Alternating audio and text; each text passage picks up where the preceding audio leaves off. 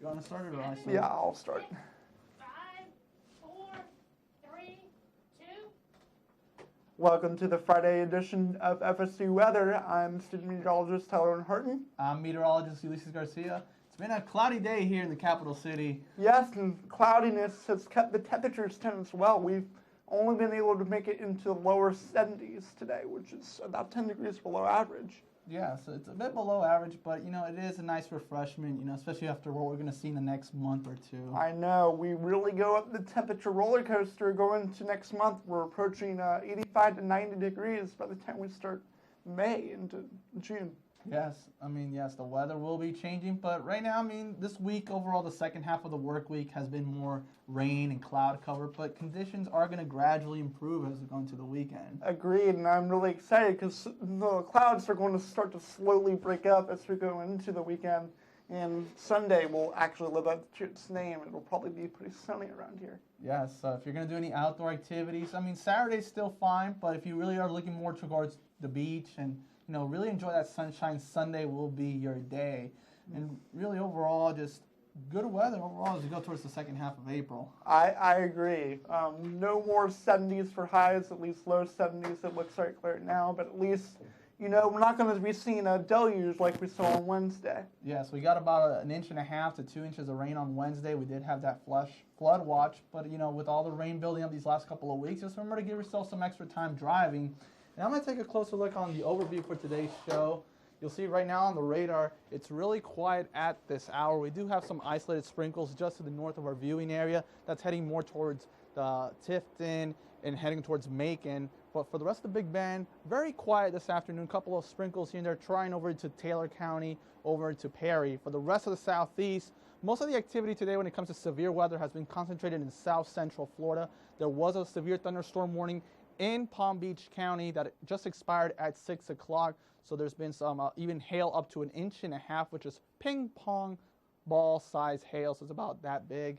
But the rest of the southeast also just rain overall into Mississippi and Louisiana. They really don't need that rain throughout the rest of the southeast. When it comes to tonight for Relay for Life, just remember to have that umbrella with you as those temperatures fall to 60 degrees.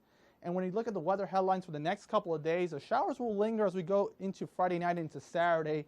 Conditions will greatly improve by the time we go into Sunday, and those 80s are going to come roaring back during the work week for starting on Monday.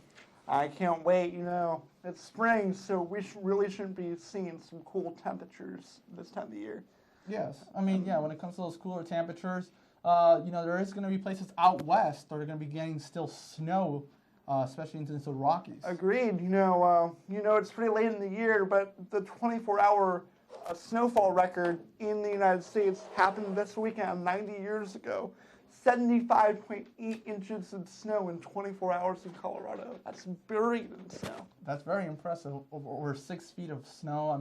But there is parts in Colorado that are expected to get a few inches, and even to parts of Nebraska as well that can get up to a couple of inches of snow. And even on the rain side of it towards central Nebraska, up to 7.5 inches. That's actually more than all the April rainfall combined in just 2 days, which is just incredible. But for right now, we're going to send it over to the wall with Casey.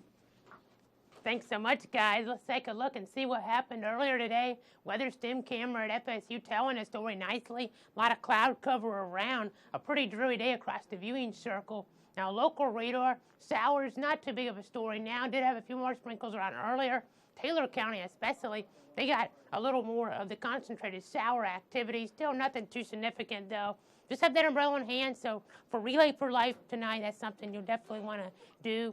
Now, broadening things out of those current conditions, though, we do see 71 degrees, overcast skies, humidity 71%.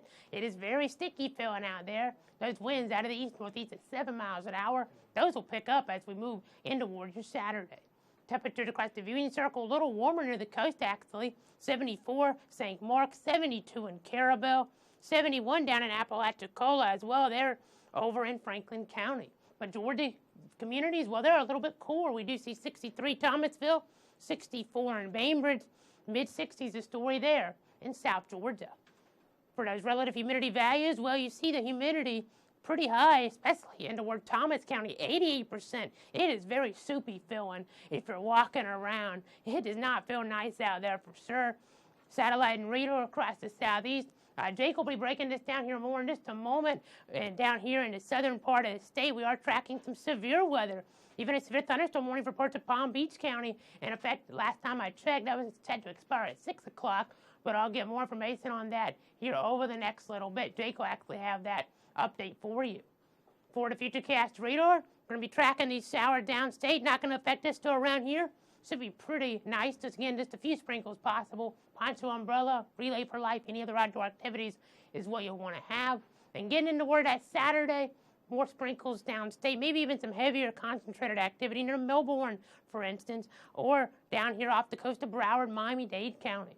As we get later toward the afternoon hours, well, this will start to sweep across southern central Florida. A few more showers could be around now. 49, 60 degrees. The few sprinkles that I've been referencing. And for tomorrow, 75 degrees, mostly cloudy skies. Will be a little bit breezy, so just keep that in mind if you're walking around. It might make it actually feel pretty nice out there if you're walking across the viewing circle. Now, for that extended outlook, we do see exactly what's going to occur. I have 75 on Saturday, 76 on Sunday. Starting to really warm up there by the time we get into Monday, Tuesday, Wednesday as well. Definitely the story there. You see Thursday, Friday, that shower activity will return. 20-30% chance is something that's very much worth noting. But right now we're going to go ahead and take it over for a southeast look at things with Jake Carstens. Thanks a lot, Casey. Lots to talk about here, so let's get started right now. It's southeast radar, pretty quiet around Tallahassee. You see some pockets of rainfall into Mississippi and Georgia, but the real story here is the severe activity on the southeast coast of Florida. We'll talk about a new severe thunderstorm warning that was just issued. Zooming in on this radar, you see these big-time supercells that have been forming, stretching all the way from Indian River County, parts around like Vero Beach, up towards Melbourne. Tracking their way southward now into West Palm Beach, moving in towards Boca Raton now, and even spawning parts of Broward County off towards the west. Here's that severe thunderstorm warning now, issued just recently until 7 o'clock. It's including parts of southeastern Palm Beach as well as northern Broward County. Coral Springs is included, Pompano Beach is included, Boca Raton, Delray Beach. So all these pretty heavily populated communities down in southeast Florida, right in the heart of things near Fort Lauderdale. Heavy lightning associated with these thunderstorms as well. You see these big concentrations of strikes, again, lining really the beaches, of course. So a very, very bad day to get out there on the beach if you were looking to do that today. Some lighting also occurring off to the northwest of Orlando over towards Ocala. Now let's talk about these temperatures. Pretty warm still in South Florida despite all that rainfall. 83 degrees in Miami, 79 in Key West. Up towards the north, though, we have this really interesting cool pocket here. 63 in Montgomery, 71 here in Tallahassee, but Savannah being a really cool spot, sitting at 58 degrees right now. The winds have been quite variable really throughout the day. 16 miles per hour in Orlando, 16 Montgomery and Atlanta as well. A little bit lighter around here in Tallahassee with, again, these storms in South Florida moving their way off towards the south, which is something we typically don't really see much down there. Now, that water vapor imagery is really telling a story here when it comes to how all these big-time thunderstorms are really firing up. Lots of moisture in the upper levels of the atmosphere, providing the fuel for these to blow up and cause lots of rainfall and even some hail and strong winds embedded within some of these thunderstorms, again, like the one that just spawned this warning down near parts of Boca Raton. Let's look at what's going to happen over the next couple of days. Again, as we go through Friday night, these storms are going to continue to push their way south. Still a little bit unstable around parts of northern Florida into southern Georgia, but again, nothing too bad. That's going to continue to move south as that front gradually gets its way off, dissipates just a tad. And Saturday, once we hit the nighttime hours, around Tallahassee, it's going to be looking just fantastic. Now let's talk tonight. 67 degrees in Orlando, 71 in Miami. Cooler up towards the north of the nice, really cool pocket up in North Carolina, 47 degrees in Wilmington. And then tomorrow we're looking at those highs staying in the 70s except for Key West, sitting at a nice, comfortable 84 degrees. Now let's take it over to Ulises at the desk. All right, thank you, Jake. Right now I'm going to talk to you about the earthquake that occurred in Japan. There was the first one that occurred back on Thursday. It was a 6.2 magnitude earthquake, and it did damages are estimated to be up to between $1 to $10 billion. When it comes to a second one that occurred earlier today in our local time at 12:35 Eastern, 1:25 local time near Kumamoto, Japan, a 7.0 earthquake occurred.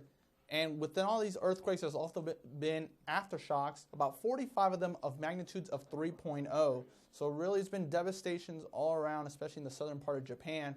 When it comes to the weather, tomorrow the weather won't be as friendly. There is a chance for showers and rain for them when it comes to their cleanup efforts. But the good news is when it comes to cleanup efforts, it will improve more towards Sunday where the sunshine will appear. And now we're going to be taking over a look of our show reflections. And now we're going to be sending it over to Casey, who will take a look on the show overall this 2016. So much, guys. Let's go ahead and talk exactly what's going on here on this Friday evening. We've had so many exciting shows here this semester, and I just want to break it down with some of the people that have made it all possible. I know Fridays have been a blast for me, team leading. Still one more to senior show, but it's the last Friday that we can have other people, underclassmen, on the show with us. I just kind of want to spread it around and let some people talk about their memories of some of the different things that have happened. Shane, go ahead. All right, well, I won't say too much since I'll be participating in the senior show next week, but one of the most exciting things we had happen this year was our visit from Janice Huff, which was back in October, and that was on a Friday in conjunction with Dr. Alquist's annual weathercasting workshop. It was a very special event. We had the studio packed full of people, and we got to hear advice from some of the top experts in our field, broadcast meteorology. It was a fantastic learning opportunity for all. I'm going to hand it off to some future team leaders here to tell us about what they learned this year. All right, thanks a lot, Shane. I was, unlike Andres, just a tad. I actually just got started back last fall, and these guys have been such a benefit to me, really. Just created such a positive atmosphere, and I just love being down here. Really, my favorite memory from the year had to have been when we got our live shot capability, the advent of that, because I was the first person to be able to participate in a live shot off campus when I was hanging out at the golf course back in February. So that was plenty of fun, and I'm looking forward to building off of what the team leaders this year have done. Just a fantastic job of really giving the show that extra little punch of variety and just a really, really fun atmosphere. So I'm looking forward to working with this man to my right here, and let's see what you have to say. Well, like Jake said, I just started maybe a couple weeks before Jake did, and I was very new at this, but these guys made it very easy for me to come in here and just kind of integrate myself within the system, and I'm really proud of what we do here. But as far as my favorite memory will have to be the banquet. Michael Lowry. I mean, you have all these big wigs that you always you hear about, like Michael Lowry himself, and for him to be a graduate from here and to come back to us and talk to us, that was a very big moment for me, and I really appreciated that from him. So that was very nice. Take it over to Tyler. Yeah, absolutely. Yeah. Well, my favorite thing was with Casey and everyone else. We did severe weather coverage so many times, and especially in February when we had that moderate and enhanced risk for portions of our forecast area, and just seeing everyone dedicated enough to go out in the middle of the night to warn everyone. We had the classes canceled the first 2 hours of the day and making sure everyone was safe throughout the night. And I hope we're able to do that next year. We're losing a great big part of that in you, Casey. Oh, thanks so much, Tyler. Absolutely. Now, Matt, let's go ahead and pass it to you. What's going on? Yeah. Here, take the clicker. Oh, I'll take the clicker. I just got in from Relay for Life. That's why I'm not dressed. So we don't have much time left, but I just want to thank all you guys for really making this such a special experience over the last year, and it's really been a dream come true to work with all of you. So I'm going to head on back out to Relay. You should head out there, too. It's going to be a great time. Shane, the floor is yours. All right. Thank you, everyone. It sure has been a fantastic year, and we're all looking forward to what's yet to come on the show. But now we've got to get back to the weather. Let's start with what we saw in Tallahassee over the last day. We started off very cool this morning, temperatures in the upper 50s, and it was kind of breezy as well this morning, so a light jacket was necessary heading out and about. But then the temperature spiked back up into the 70s this afternoon. So it's been gray out there. It's been a little cool, but it's been very comfortable. And the same can be said for all our neighbors as well. Along the coast, it's warm in St. Mark's at 74.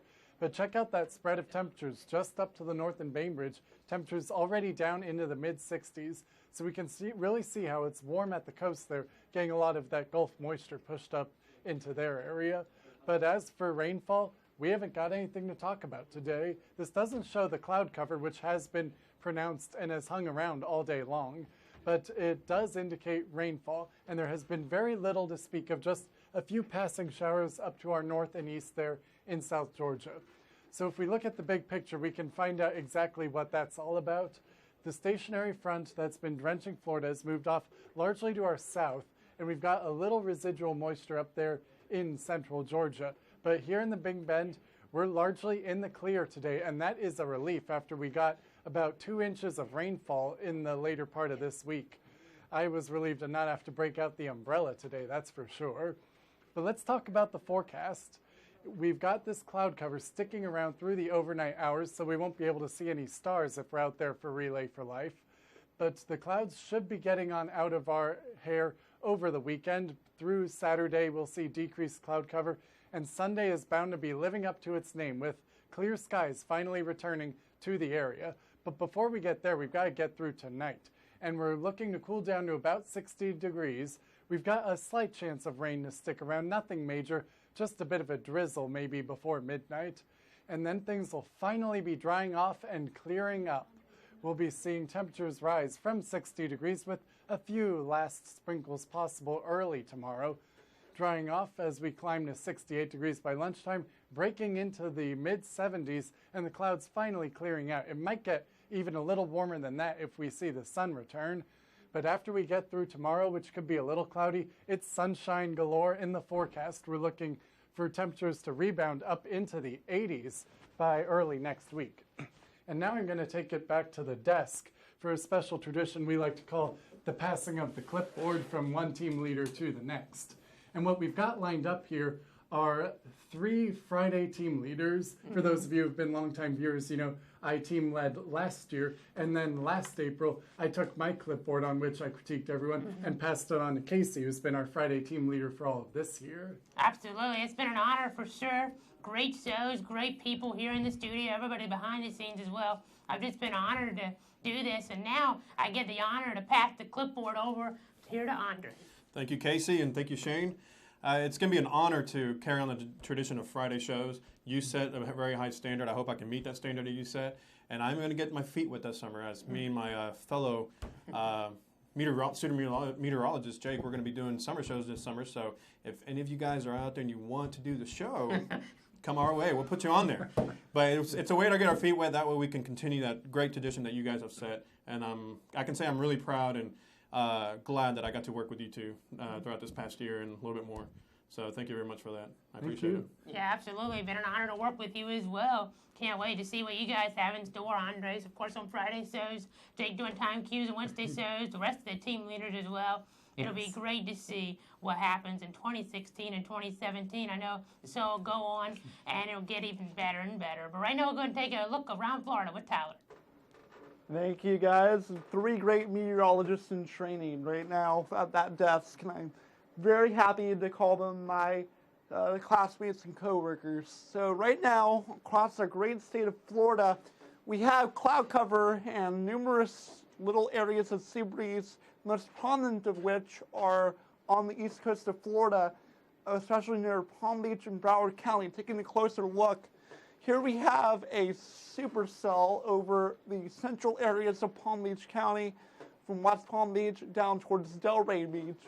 And there's a severe thunderstorm warning until the top of the hour for up to ping pong ball sized hail, and winds up to 60 miles an hour. And that is due to the sea breeze and some very cold temperatures aloft, and that's favorable for ice to form, which in turn causes the hail. So we have the severe thunderstorm warning for portions of northeastern Broward, southeastern Palm Beach County. The rest of the Florida is south and east of Orlando, and I-4 in southeast of Tampa is under a severe thunderstorm watch for much of the rest of the evening. The rest of the state is pretty quiet, just a few showers across central and north Florida, north of I-4. And with those severe thunderstorms, you can see we have plenty of lightning. We had some lightning up near Vero Beach a while ago, associated with another severe thunderstorm warning that has since expired. But mainly, again, most of the severe weather is over towards Palm Beach and Broward County. Why? Because we had temperatures in the 80s, and that's pretty warm for this time of year. That provided the instability for temperatures and showers and thunderstorms to get going. And temperatures across the rest of the state are very mild, mostly in the 70s, except for the 67-degree reading in Pensacola. Dew points as well are very high, with around 70 to lower 70s downstate, and still even 60s for most of the rest of the state. current winds, very breezy onshore off the east coast. Those are lower level winds. Upper level winds are more coming out of the west. That's why you're seeing those taller storms move towards the east coast. Futurecast shows that while we will have some strong storms tonight, those will dissipate once the sun sets. We could do it again tomorrow, but really there isn't that much of instability anymore for those bigger showers and thunderstorms, so I don't think we're going to see as much of a severe threat. Sunday, we should be drying out across much of the state. But for tonight, temperatures will be in the 60s to around 70 across much of the state. Tomorrow, we'll warm up into the 80s, up to 86 degrees in Fort Myers with some showers and thunderstorms. We'll finally get above 75 for much of the rest of the Panhandle. But now let's send it back to the desk with Casey and Jake. Thanks a lot, Tyler. This is it, final sports weather of the semester. And of course, we had plenty to talk about over the last week in the sporting world. Kobe Bryant scoring 60 points in his final game, the Golden State Warriors getting their 73rd win, something that was actually oddly overshadowed by the Kobe situation. The Stanley Cup playoffs have begun, and really just so much to talk about. Yeah, absolutely. Your Blackhawks couldn't get it done, unfortunately, on Wednesday, but hopefully they can pull it out tonight in St. Louis against the Blues and get Game 2. Well, at least Zach got his win, right? Yeah, His Capitals true. got that 2-0 win over Philadelphia actually last night is when they played. And tonight we're going to have 4 games going on tonight. Panthers are going to be playing against New York in Game 2. They actually played yesterday, which is a bit of an interesting tidbit. Blackhawks against the Blues. And, of course, we got later on in the evening the Ducks taking on the Predators in a series that has not yet commenced. Wow. Yeah, NHL paradise for sure. But now let's go ahead and look ahead for football season. I know we're still a few months away from that, but first off, we'll start with the Chicago Bears as we throw things up. See the schedule for them. Jake, go ahead and talk about it. The schedule just got released last night. Yet another thing to add to the list. They started off with a Sunday afternoon game against the Houston Texans. 4 national TV games, which is pretty promising. They get Dallas, Philadelphia, Green Bay, and then something that's not on the list, a Monday night football game against Minnesota. And I'm going to be hopefully getting down to Tampa for that November 13th game, much like last year. I'm feeling pretty positive about the schedule this year. It's pretty light, so I could really see the Bears going 9-7, maybe challenging for a wild card spot. If not, next year may very well be the year because that defense has been really boosted upwards by new head coach John Fox. Yeah, absolutely. Jake Cutler, quarterback there, hopefully keep improving, making that team one of the better ones in the NFC North. Now onto my Jacksonville Jaguars, though. We'll go ahead and throw that up, actually, see exactly what's going on with that. For the opener, they're going to be playing Green Bay, one of those NFC North teams. Then Indianapolis, October 2nd, a division rival over in London. Traditional game for them. And then I love that October 16th game. That's me versus you, Jake. Well, let's hope it goes kind of like it did in 2012 when the Bears ended up beating Jacksonville. What was that, 41-3? Yeah, we'll see if that happens. I think it's going to be reversed this time, though. Jacksonville will get it done 41-3. Predictions. Oh, really? No. Both teams are on the rise. It's going to be a fun matchup. Yeah, absolutely. Now, October 27th at Tennessee, another division rival. That'll be a Thursday night game. And then December 4th against the defending Super Bowl champs, Denver, out there over in Jacksonville. 8-8 is what I'm forecasting for them. Not quite enough to get to the playoffs, more than likely, out of the AFC South. But we'll see. Pretty weak division, but if Andrew Luck comes back strong for Indy, I think they'll get it done. No doubt about that. And, of course, something we haven't mentioned, Broncos are going to be opening up the season against the Panthers in a Super Bowl rematch, so convenient that those divisions are going to be matching up this year. Now let's talk about golf. Real quick, we got the pretty nice weekend coming ahead. I got my golf index one last time for the show here. I'm calling it about a 4 out of 5. It's going to be breezy out there, but again, that sun's not going to be too bad. It's going to be mostly cloudy throughout the day with those temperatures staying pretty comfortable in those 70s. So it's going to be looking pretty good, and Sunday is going to be even better. Yeah, absolutely. Those conditions really room for that. Probably a 5 then. So go out to the golf course, maybe Seminole, and enjoy it. Definitely. And of course, well, I mean, there's just so much we can talk. We can even talk baseball in these last 30 seconds, but hey, what do you want to talk about? Well, the Chicago White Sox are doing really well early on. This guy's happy about that, too. Good start, 7-2. Best start for the team since 1981 atop the AL Central. So I am feeling very positive about this start to the season. Of course, the overshadowed slightly by those Northsiders there, but I definitely think they can go on and win that World Series and maybe snap that drought. Yeah, already some weather delays with some of the games up there, too. So they're having an impact on it. Cooler temperatures up there, but it's been a great ride here with this guy, sports weather. It's done with for now, but I'm sure we'll be back in the summer or fall. Absolutely. Right now, we'll go ahead and take it over, though, to the wall for your last local forecast. Thank you, Casey. And don't you worry, we're going to keep this sports tradition going on for the next year, and under our watch at least. But for right now, currently on campus, it's 71 here in Tallahassee, 61-degree dew point in Tallahassee as well. It's very humid out there. There's a lot of moisture in the air. Humidity sitting at 71%, and the winds are out of the east-northeast at 7 miles per hour. Locally, if we zoom out a little bit, we can see right here 71 in Tallahassee, 69 in Monticello, 72 in St. Mark's, and 70 in Wilma. All the temperatures are sitting into low 70s to high 60s, but it's just very humid out there, so it just feels a lot warmer than that. It feels very icky. I know I've been sweating every single time I walk outside today, but looking locally at the radar, you can see that there's no precipitation that's coming down at all, and it's because there's not enough lift. Even though there's enough moisture for anything to accumulate and fall, there's not enough lift for any convection to go on, so it's really not conducive for any of these storms to develop. Most of them have been out to the east and to the south here in the Gulf of Mexico, and also in the mid part of the state, as we saw earlier. And again, the relative humidity here, 71 in Tallahassee, 75 in Wilma, 79 in Apalachicola.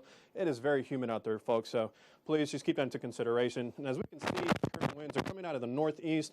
There's a high sitting, it's actually in Canada, but it's so big and so broad that it's affecting us here in Tallahassee as well. It's just bringing this little bit of cooler weather, even though the clouds are helping out. But we do have these northeast winds that are bringing a little bit of cooler weather down towards our way. And zooming out, looking at the southeast, we can see that we have a stationary front that's sitting right around here in the state of Florida. I'll move over here this way to kind of let y'all see a little bit better. And it's producing these storms. There's enough moisture and enough lift that's producing these powerful storms that are going over the ocean right now in the Gulf of Mexico. And also there's a mid-level low that's producing these storms that are kind of going south, as we can see, and they're reaching down towards Florida. And as I know, we had a severe weather warning earlier down towards, I believe it was Naples. But the reason why we're having that is because of that low, mid-level low and everything. But for the most part,